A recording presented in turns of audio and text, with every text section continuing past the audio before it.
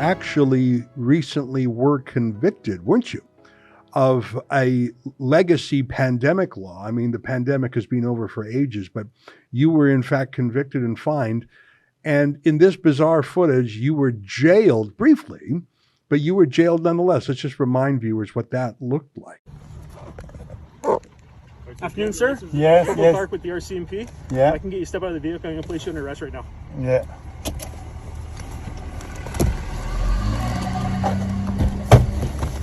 Right now, you're under arrest under the provincial health orders. Okay, so if you can just put your hands behind your back, face towards the vehicle. Okay, give me one hand here. I'll just stay in the vehicle, okay? Thank Yep. you. The other hand. Do you have any weapons or anything on you, sir?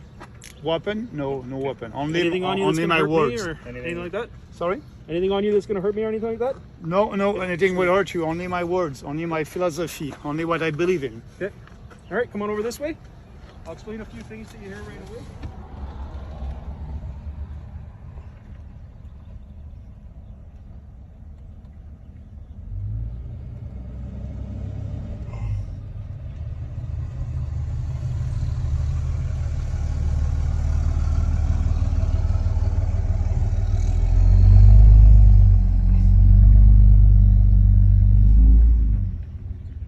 How that video did not receive universal outrage and condemnation, not just in the media, but also from politicians of every stripe and civil libertarians, remains a very dark moment to me.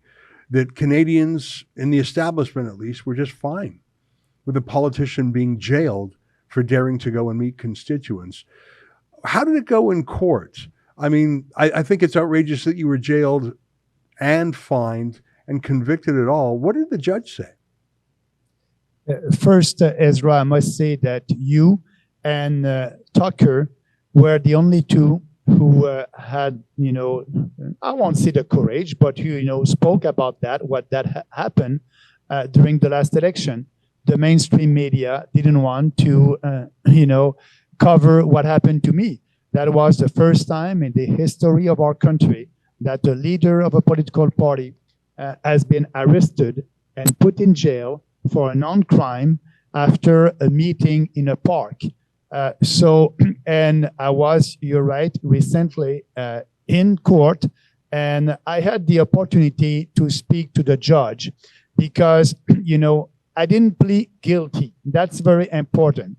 I signed an agreement and I said, I agree with the facts, because I didn't want the Crown to take 3 days to prove that I was there at a rally outside with 15 people. So I said, I'm a responsible person. And yes, I'm admitting that I did that. And so I said to the court, this is what I did. And that's why, instead of being 3 days in court, it was just a morning, 3 hours. And I was able to save money for the taxpayer here. So, and after that, and the judge said, oh, do you have something to say to the court?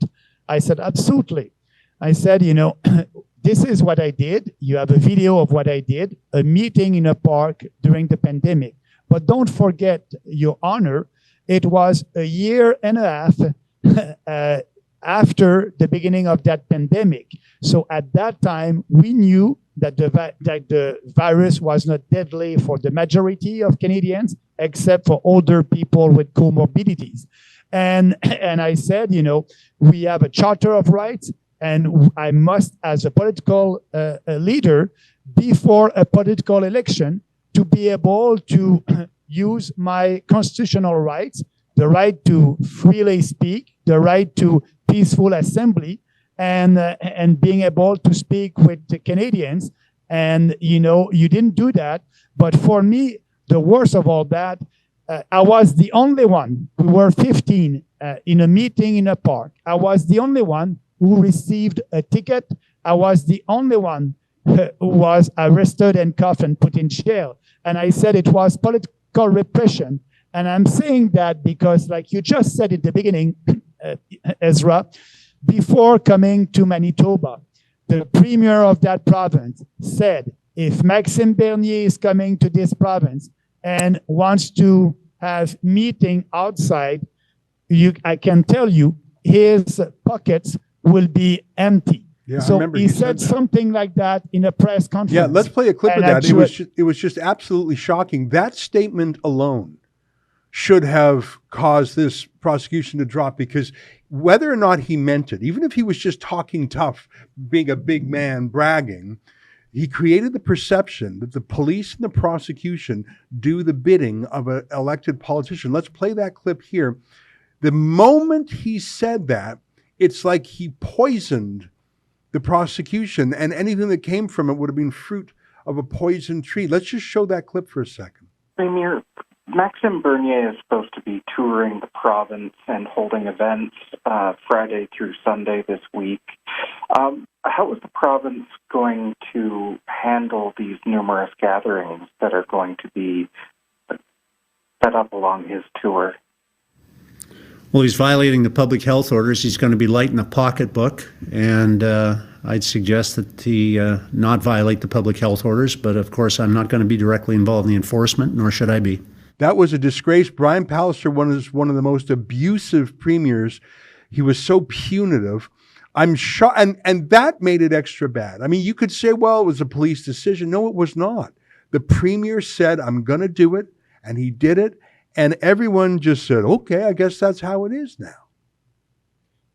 And Andrew, I can tell you that was a political repression, because when I was arrested and put in jail, if you were able to see in the video, these RCMP officer didn't have their full official costume uniform. Sorry, official uniform.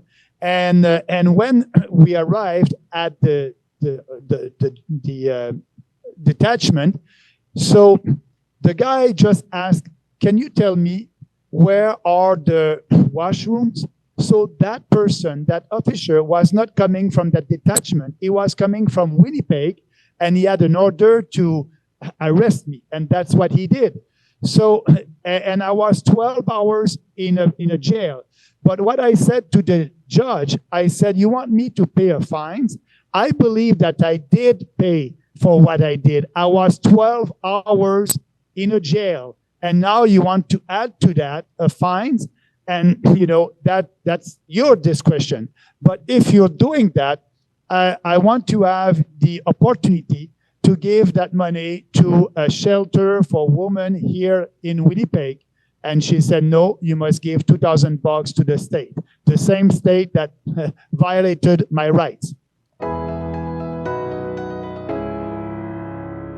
That was an excerpt from the Ezra Levant show. I'm Ezra Levant. Every weekday, I do a monologue about the topic of the day. Then I interview a fascinating guest, either in studio or via Skype.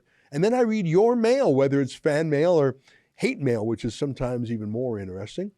This is on our premium service, though, called Rebel News Plus. Go to rebelnewsplus.com. It's $8 a month or less if you buy a whole year in advance. You get my show every weeknight, plus Sheila Gunn Reid's show every week. It's called The Gun Show. It's pretty amazing. We rely on you because we do not take a dime from the government. In Canada, that makes us almost unique. So please help us out and help yourself to some great journalism at rebelnewsplus.com.